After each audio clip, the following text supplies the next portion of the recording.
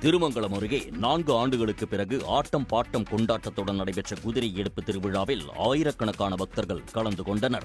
மதுரை மாவட்டம் திருமங்கலம் அருகே உள்ள கீழவனேரி கிராமத்தில் 4 ஆண்டுகளுக்கு ஒருமுறை பத்திரகாளி அம்மன் ஐயனார் கோயில் குதிரை எடுப்பு திருவிழா நடைபெறுவது வழக்கம். அதன்படி நடைபெற்ற திருவிழாவில் கருப்பசாமி, அம்மன், பைரவர் உள்ளிட்ட சுவாமி சிலைகளை தலைச்சுமையாக சுமந்தபடி பூசாரிகள் முன்னே செல்ல ஆண், பெண் பக்தர்கள் ஆட்டம் பாட்டம் கொண்டாட்டத்துடன் ஊர்வலமாக சென்றனர்.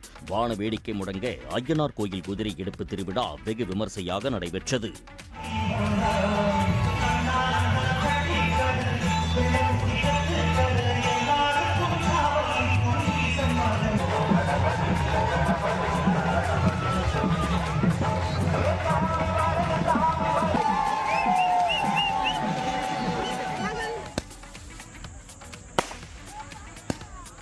இதில் சவுடார்பட்டி, மீனாட்சிபுரம், ஆலம்பட்டி, திரளி உள்ளிட்ட சுற்றுவட்டார கிராமங்களைச் சேர்ந்த ஆயிரக்கணக்கான பக்தர்கள் கலந்து கொண்டு சுவாமி தரிசனம் செய்தனர்.